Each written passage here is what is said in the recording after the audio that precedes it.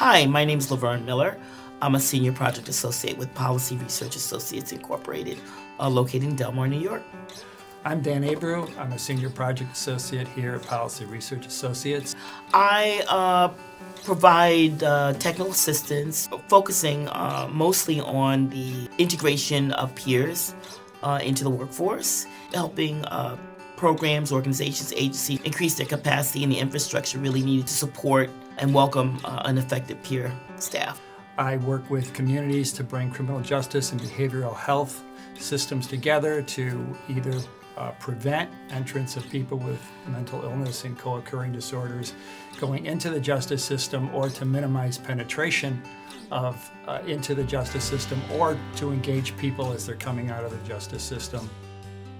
Hi, Dan. I'm glad we're having this opportunity to really talk about the importance of reentry. So I think it's really important that during Recovery Month, we take this opportunity to really step back a little and have a discussion about what the state of our prison and jail population is, the numbers of individuals with a severe and persistent mental illness, as well as things that policymakers really need to do to ensure that individuals receive services while they're incarcerated, but most importantly, when they re-enter our communities.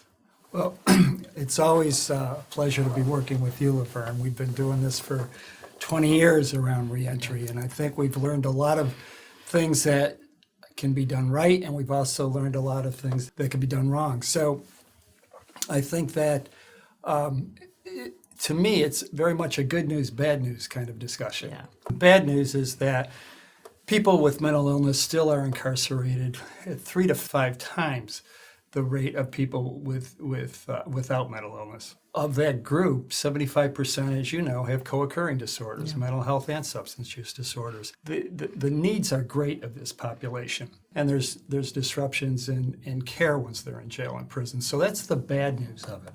I want to talk a little bit before I get to that about the difference, because it's important to understand the difference between jail and prison. Absolutely, because that mistake is made all the time. And there are different considerations then when you're planning reentry from jail and prison. Jails are people churning institutions. The length of stay in most jails is under 30 days. You're in jail just long enough to lose housing if you have it, just long enough to lose benefits, just long enough to have your treatment, if you're lucky enough to be in treatment, disrupted. And then because of a lack of resources, very often, you don't get those connections immediately upon release in those situations. But Dan, isn't that a little bit different for people with a mental illness, that they're much more likely, perhaps due to warrant histories and other kinds of issues, to perhaps even be detained for longer periods of time? Oh, absolutely. Pre-sentencing? Absolutely, that's true. Now, with the prison population, you're in prison if you're sentenced to a year or more. You're going to go to state prison. The complications with that group are they're generally distant from their home communities. They've lost contact with their providers. They've lost contact with their supports. They've generally lost contact with their families. And so discharge planning for that group is a real problem because of the social gap, let alone the distance gap, that anybody working with this population would face. So those are some of the major differences and challenges. I mean, the good news is we know how to do this well, and there's some good research that and some good program examples about how this can be done well. I agree that there has been a shift, but it's sort of like turning around a major ship in the ocean. Yeah. That it happens, but you can't really see it as it's going on. And one of the issues that we all confront in terms of the work that you and I do is the extent to which we can really educate policymakers about some of the key issues that individuals face upon reentry.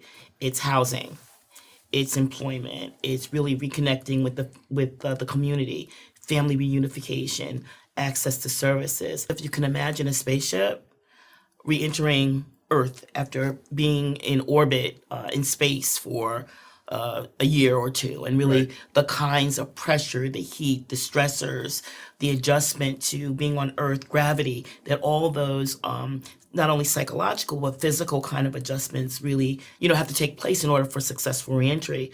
When we do a lot of capacity building and systems collaboration work here at Policy Research. And we start off every workshop with the principles of recovery. We don't start off focusing on recidivism. We don't start off focusing on keeping people in treatment. We focus on the values of recovery, because all those outcomes that the justice system might want, or the mental health system, they're not going to be possible unless you start with a person-centered approach, and unless you start with those principles, which include respect and, as you mentioned, choice. One woman who that we were working with, who had been in jail and prison and now was a peer specialist, said that what made a difference from her is her first meeting with her probation officer. And he said to me, you've been in a number of different programs. None of them have worked. What do you think you need? And that was the beginning of how things began to change to me. He listened to me. He helped me get a job. He helped me do the things that were important to me. I got treatment too, but I was more involved than I was, and so I was more engaged. So you're absolutely right. Recovery is the center of all this work that we're doing. And one of the exciting things that I'm seeing in my work is the increasing utilization of peers, of really trained peer specialists that are really prepared really to work in a wide range of criminal justice settings, prisons and jails being two of them, and are really figuring out setting priorities, helping the person really identify priorities and goals, but most importantly, helping bridge that gap between prison and or any types of incarceration and returning back into the community. One of the things we're really encouraging is that where peers are involved in assertive community treatment teams or forensic act teams or providing case management, is that peers with criminal justice histories really be a part of the workforce. There are a lot of laws, regulations, and policies that really restrict in many states the hiring of individuals with criminal justice histories. And as you said, it's really critical to really hire that peer workforce, really understands what it is. It's really about being a translator to the staff. Yes, absolutely. Because as you discussed some of the behaviors, I know that I kept hearing the term malingering, well, that's, and it's swung around, first year social work students, the person's malingering, and not really, as you said, understanding, and maybe it's fear. Yeah, malingering may be a legitimate term, but most of the time it's in the way it's used, it's a way of saying we don't understand your behavior. And the peers can explain that. The other thing that we're noticing is that amongst men and women, that family reunification is important. And we often think of men not really being that concerned about family reunification. And what I found is that family reunification piece can make or break reentry. If those kinds of relationships weren't healed, and that the grief from the losses really would impact upon an individual's recovery. When that particular piece of their life wasn't resolved, for better or for worse, is often it really impacted on both their willingness to continue treatment, to seek employment, and the like. As Elizabeth Kubler-Ross talks about, there are stages of grief. Yep.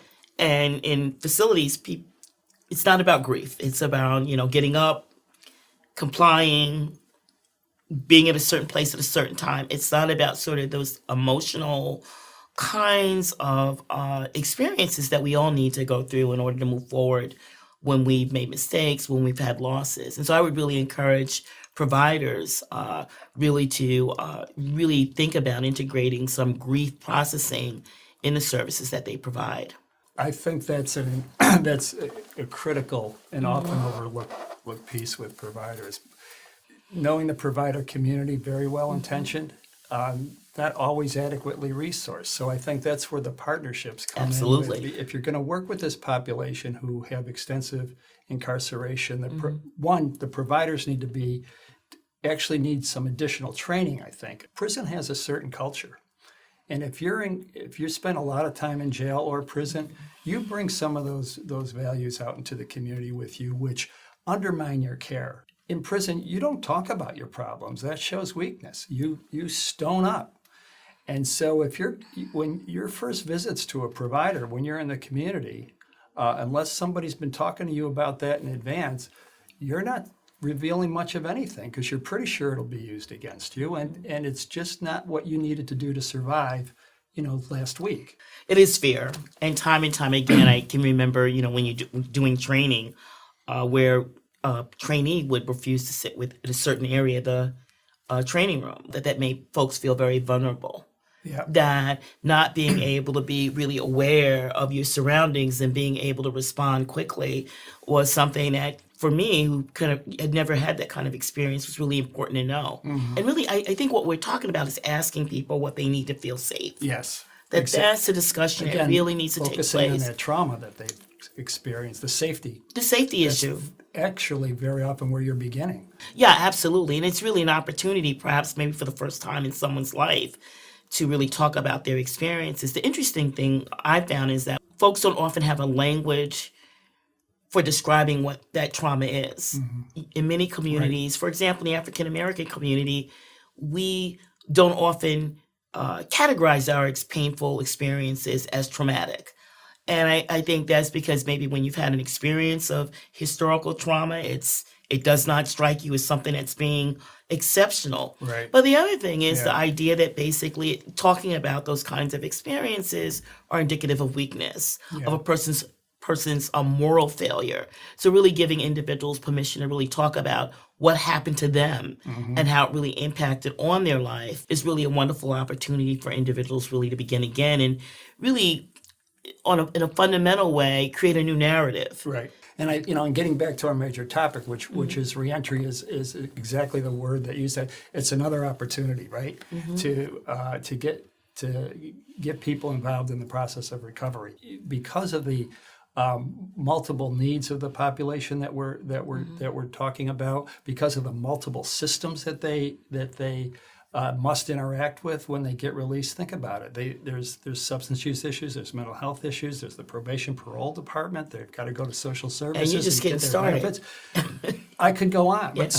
and I won't. But without case management helping to negotiate all those fragmented systems, what we found when we were working with people getting ready for release, their functioning actually began to decrease as they got closer to the gate because, again, of fear. I mean, they're happy they're getting out of prison, but it's terrifying because of all these issues. And unless you've got case management doing the negotiation or peers are great at that also. Some transition piece. It's very much of a challenge for folks. And the other thing is I think the rights of citizenship are really important.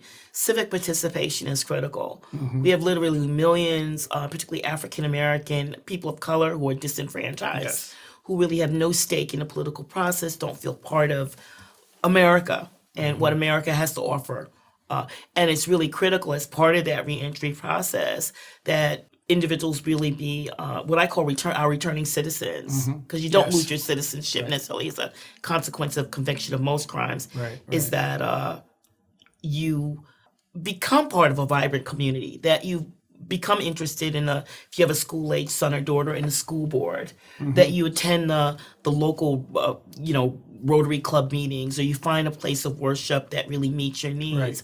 Those are really, I believe, really critical pieces that can really help an individual really build a life for themselves in a community, and really, in many ways, really sets on a road to really what we both want the intended outcome of reentry to be really be recovery and a life in the community. I think we both agree that recovery can be part of the reentry process, that the two outcomes are not really mutually exclusive, and that great reentry results in recovery.